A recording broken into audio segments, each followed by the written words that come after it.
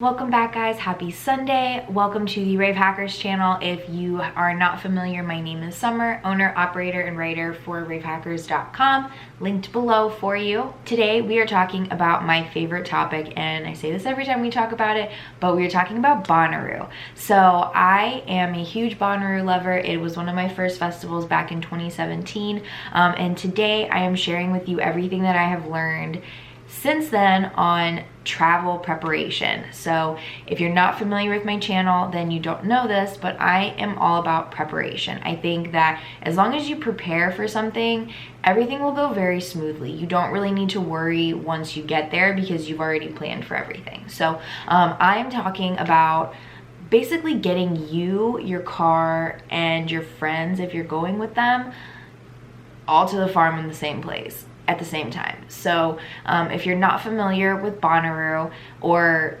have never heard of it, then don't know that getting in can be a little bit tricky. So I am essentially going to be walking you guys through everything that you need to know. There's more about this and a lot more like in-depth little nitty-gritty things that you can find over on my blog post about this. I'll link that down below in the description as well. But we can go ahead and just dive in and we'll start talking about essentially kind of what you need to do to prepare. So let's go. Alright, so first things first, there are tons of different ways that you can get to the farm. Obviously, the most common way is going to be driving in. This is probably the most common way that Bonnaroovians get into Bonnaroo. So car camping is really, really popular. There's GA camping, there's VA, there's Groop, there's RVs, there's accessibility, there's all kinds. Excuse me. So with that being said, I focus a lot on driving just because that's how I've always gone, but that is also tends to be the way that most people go to Bonnaroo. I know that there are people who will stay in hotels. If that's your gig, that's totally cool. You can still use this stuff. I know getting into like the little city around Bonnaroo can be a little crazy, especially if you're gonna be trying to go in and like get yourself set up when everybody is getting in line. So first things first on driving. If you're not familiar, the Bonnaroo line is tenacious. So like I said, I've been going to Bonnaroo since 2017, and the line doesn't really seem to be getting shorter every year. It kind of just seems to be getting longer. But with that being said, I have found that there are quite a few different things that you can do to make sure that your ride is super enjoyable and that you and your group stay together, because fun fact, if you don't know this, you cannot save spots at Bonnaroo. Yes, I know, that's so mind-blowing. Some people cannot seem to wrap their mind around that. This is not their first rodeo, people. These Bonnaroo volunteers and teams have been setting up these festival grounds for years, and they have been handling huge numbers like this for years. It is a science now. Best part about that, they're going to be filling them from front to back this year, unlike the random kind of gamble system that you got in previous years. So hopefully the lines will be a little bit shorter, but I do just want to say, if you are planning to camp with a group, y'all need to get in line together. That's right, like get it all together and put it together in a line, because if you don't, there is a very, very slim chance that you all will be camping next to each other in the grounds. I'm sorry. Okay, so since I'm already kind of ranting about staying with your group and keeping everybody together, I'm just gonna go ahead and like continue on this path. So if you are in line with a group, so let's say that you have multiple cars and you come to an intersection, very likely possibility that that is going to happen if you are in the Bonnaroo line. Come to an intersection and they're trying to split your group in half, or you're just not sure if they're gonna split your group in half. It is up to the person who is leading the front of the driving line. That's right, the person in the front.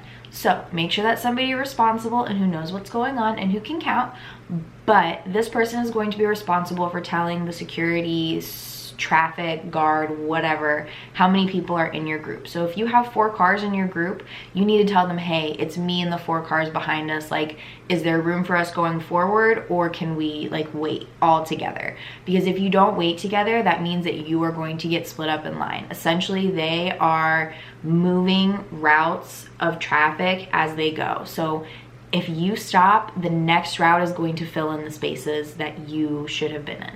So make sure that you guys are all together. Make sure you're communicating their numbers to the teams that are outside. They're pretty hip, like I said. They know what's going on. They're not going to make you guys divide up if you all are together. Like, they understand you can't camp together if you don't stay together. Another big thing, and I probably should have started with this first, is you should pick an area probably about 30 minutes to an hour outside of Bonnaroo for you and your group to meet up, whether that is a gas station, a Walmart. I personally like Walmart because there are a few things that I like to get a little closer to the festival, just so that I'm not having to like travel with that food in a cooler or anything, just so it's like a little bit fresher, I guess.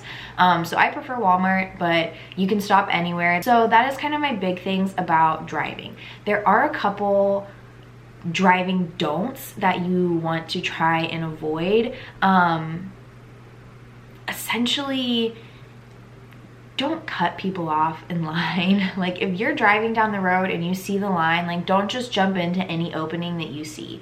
Chances are that you could cut off a group, which would really suck, because then you're going to be camping in between these really pissed off people that you cut off in line. Or, you know, you're just cutting off people who have also been waiting in line for however long, you know.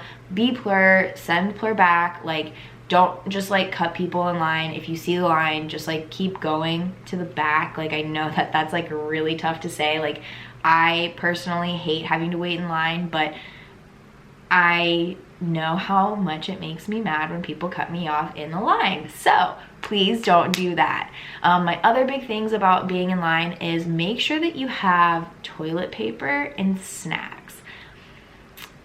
Those are pretty self-explanatory, but you'll thank me later, I promise, because if you are waiting in line for, you know, 6 to 12 hours, which is a possibility, then you're gonna need to use the restroom at some point, and you're gonna want some snacks at some point. So just make sure that you know you're thinking ahead and plan appropriately. Okay, another big don't about driving, and I'm gonna have a totally separate video for this just because so many people ask me about this, and it is like a huge conversation every year. There are going to be dogs and cops and security at the turnstiles when you get to the gates for your car check. It's just how it is. I would like for it to be that way personally. I like knowing that I'm at least kind of somewhat safe. Unfortunately, that does mean that some people are randomly pulled for car inspections. They take everything out, the dog sniffs through everything. That's just how it is. Unfortunately, they do happen. They are very few and far between. Like, I don't see them happen every time I'm like going through the line, but they do happen. With that being said though, the dogs that are walking through the lines that are just like going up and down past cars, those are like bomb and ammunition dogs. So like, don't stress about that. What they're looking for are like guns and bombs, and if you've brought any glass into the venue or anything like that. So just be aware of those things. I'm also going to talk a little bit more about how to like pack your car in a separate video, just because there are some little things that you can do just to make sure that like your cooler is easily accessible. They don't have to like tear everything apart, gives them less reason to inspect everything. Good stuff like that. So make sure that you're, you know, subscribed like I said, so that you can get those updates when they go live.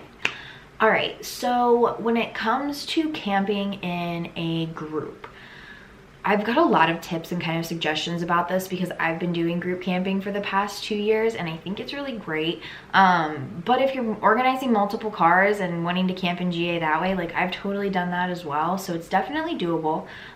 Like I had said previously, make sure that you pick a spot about a half hour to an hour away from Bonnaroo. This is just a really good meetup point for everybody so that you can get on the road together and so that you can get in line together. If you're doing group camping, then this isn't really as important for you because you guys can all show up whenever you want. If you want to know more about camping and all of that good stuff, I've got a video over here. I will link it for you. But essentially, if you're going to be taking multiple cars, I definitely recommend having a group chat for everybody that's going to be going like in line together. And then I also recommend having a group chat for the people who are going to be driving or the people who are going to be like in charge of that group, I've found when you have a lot of people, like we had 150 people camp with us last year, actually more than that, like 170, and it just got really chaotic when we started asking questions to like group leaders essentially, and everybody else was answering. So I recommend having like a big general chat for everybody to like talk and hype in, but also a separate chat for your like group leaders or drivers, and these are essentially the people who are going to be designated to like give a status update, like, hey, we're 2 hours from the rendezvous point, or to like let them know like we've hit traffic, like we're showing an ETA of whenever, things like that. But it also just makes sure that like when we get in line, you're also able to communicate which line you're going into. If you get split up at the turnstiles, it's kind of a 50-50 on if you're going to be able to make it back together again. Not that there's not an area to wait after the turnstiles, it's just really chaotic, so they try and move you along really fast. So the one thing that I will say about group camping, when it comes to planning your kind of travel, I also tie like travel and arrival in together a lot. So I recommend for those of you who are going to be doing group that you have like a plan set forth with your team and group about how you want to set up the camping space, just so that when like people filter in, because they will filter in at different times, they like know how to start setting up. So for example, the way that we usually do it is we'll do our cars on the outside, like facing in, headlights in, and then our tents and canopies, like tent right after your car, canopy, and then another tent, or another canopy and another tent. So essentially it's like living space in the middle and cars on the outside. Other ways I've seen it done, everybody puts their car at one end and everybody camps on the other end and just kind of like creates one really big mass in the middle for like a common hangout space. You do you, whatever works for your group, but those are kind of the big ones that I've seen that work the best. All right, so let's say that you're not driving to Bonnaroo. Let's say that you are going to be flying in and you need to take a shuttle to Bonnaroo. Great news, they offer those. So something that I absolutely love about Bonnaroo is that they have a ton of different ways for people to actually get to Bonnaroo. So what I kind of like to think of is that you have basically no reason not to go. So there are airport shuttles that will pick you up at the major airports in the area and they will bring you to Bonnaroo. It is a separate ticket, so you do need to purchase that on the website. You can check those all out. I can drop a link down below for you guys in the description. Another thing to keep in mind is if you're not necessarily into like the whole camping thing, you can do like the GA, VIP, Platinum. I think they have all of the levels in a like shuttle package. So basically that means that you can have a ticket and there's a shuttle that will take you to and from Nashville every day and every night for the festival. So those are all things to keep in mind. Alright guys, so there it is. Those are all of my tips and tricks for traveling to Bonnaroo. If you have suggestions, if you have things you want to know, make sure that you hit the comments down below. If you haven't yet, make sure that you subscribe and like to my channel. I post new videos almost every single Sunday at 8 a.m. so you're able to drink your morning mimosa, drink some coffee, and get your daily dose of rave culture. If you have questions or you want to know more, make sure that you drop those in the comments below. Any video suggestions, I love to hear about them. And until next Sunday, you guys, have a great week. Make it awesome. See ya.